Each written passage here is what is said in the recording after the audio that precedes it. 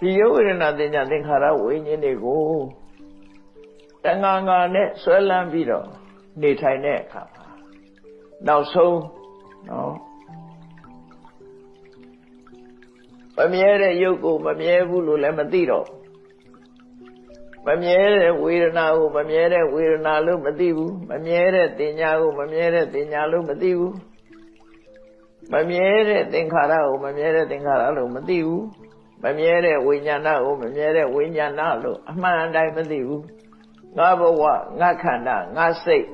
နော်တဏှာငါနဲ့ဆွဲလန်းပြီးတော့နေကြလေငါနေမကောင်းဘူးဆိုရင်ငါနေမကောင်းလို့ငါနေမကောင်းဘူးပဲထင်တာယုံနေမကောင်းဘူးလို့ပြောငါနေမကောင်းဘူးသွားလိုက်အောင်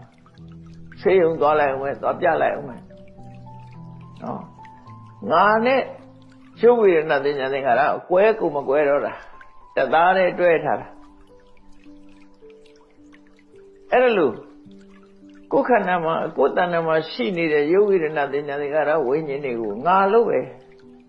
ဆွဲပြီးတော့နေတယ်သူတို့ထိကြိုက်လို့ရှိရင်ငါထိကြိုက်တယ်လို့ထင်တယ်တရားကဆဲသွားရင်ငါဆဲတယ်လို့ထင်တယ်နာလိုက်တာအဲ့မှာနော်ကိုထိသွားရင်ထိတယ်လို့ပဲထင်တယ်မခိုင်မရနိုင်ဖြစ်လာတယ်အဲ့ဒါလို့ဖြစ်တာဟာမမြဲတဲ့ရုပ်ကိုယုံမှမမြဲမှမသိလိုက်ဘူးမမြဲတဲ့ဝေဒနာကိုလည်းမသိဘူးမမြဲတဲ့သင်ညာမမြဲတဲ့သင်္ခါရမမြဲတဲ့ဝိညာဏတွေကိုလည်းအမှန်ကမသိဘူးဒါရင်လားလို့ဆိုတကယ်ဒုက္ခပေးနေတဲ့ယုတ်တရားကိုလည်းပဲဒုက္ခပေးနေတယ်လို့မသိဘူးကိုယ်ဒုက္ခပေးနေတယ်လို့မသိဘူးဒုက္ခပေးနေတဲ့စိတ်ခံစားချက်ကိုလည်းဒုက္ခပေးနေတယ်လို့မသိဘူးငါပဲထင်နေတာ哦အလုံးကငါပဲထင်နေတာဆိုတော့သူကဒုက္ခပေးနေတယ်လို့မသိတာအဲ့တော့ယုတ်ဝေဒနာသင်ညာသင်္ခါရဝိညာဉ်တို့အမှန်တိုင်းမသိဘူးနောက်တစ်ခါဒီယုတ်ဝေဒနာသင်ညာသင်္ခါရတွေက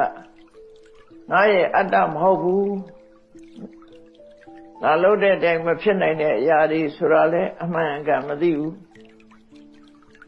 ဒါတွေမကဘူးဒီယုတ်ကြီးကလူတ attva ဆိုတာလည်းမသိဘူးဝေဒနာကလူတ attva ဆိုတာလည်းမသိဘူးသင်္ခါရပညာသင်္ခါရဝိညာဉ်တို့ကလူတ attva ဆိုတာလည်းသူကမသိဘူးမှန်တယ်မသိဘဝတစ်ခုမှတတ်သွားတာဘယ်သူကတတ်တာတော့ရုပ်ကလည်းတတ်သွားတာ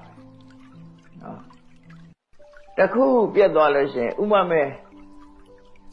နှလုံးရပ်တန့်သွားလို့သေသွားတယ်ဆိုလို့ရှိရင်သူရင်သေးတာမဟုတ်ဘူးနှလုံးကကြံတဲ့ဟာတွေပါဆွဲခေါ်သွားတာသူကလူသက်သမားပဲလေသွေးတိုးလို့အုံနောက်သွေးကြောပေါက်သွားလို့သေတယ်ဆိုရင်လည်း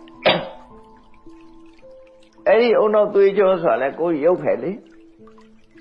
အဲ့ဒီရုပ်ကကြံတဲ့ဟာတွေပါအကုန်တတ်သွားတာ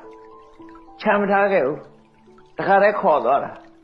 ရုပ်တင်တတ်တာမဟုတ်ဘူးနံတရားတွေပါတတ်သွားလိုက်တယ်သူကအဲ့တော့ခန္ဓာ၅ပါးကတစ်ခုခုသိရင်ကျန်တာအကုန်သိသွားတာလိုက်သိရတာအဲ့တော့သူကလူတ attva ပဲပထဝီဓာတ်ကဖောက်ပြန်လို့ရှိရင်တေဇောဓာတ်တို့ဝါယောဓာတ်အကုန်ဖြတ်သွားဒီဖြတ်လို့သိသွားတယ်ဆိုဝါယောဓာတ်ကတတ်လိုက်တယ်ဝါယောဓာတ်ကတတ်ရင်ပထဝီတို့တေဇောတို့ဝါယောတို့လိုက်သွားကြပြန်နော်သူကတတ်သွားအဲ့ဒါကြောင့်ဟိုယုတ်ဝေဒနာသင်ညာသင်္ခါရဝိညာဉ်တွေကတကယ်ကိုတပ်ဖြတ်မဲ့ပုဂ္ဂိုလ်တွေလို့ဆိုတာတပ်ဖြတ်မဲ့တရားတွေဆိုတာကိုကမသိဘူးတဲ့ကိုမိတ်ဆွေကိုဟာလို့ပဲထင်နေတယ်နော်ဝတ္တကံရူပံဝရကံရူပန္တိယထာဘုဒ္ဓနာပသနာတိကိုယ်အသက်ကိုခြွေသွားမဲ့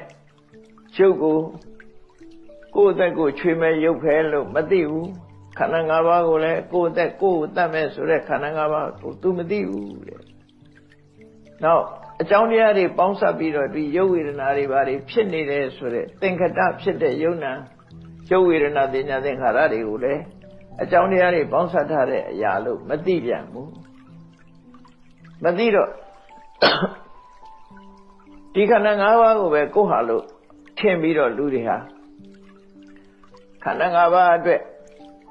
ရှူရတယ်ခန္ဓာ၅ပါးအတွက်စိုးရိမ်တယ်ခန္ဓာ၅ပါးအတွက်ငိုကြွေးတယ်အဲ့ဒါလို့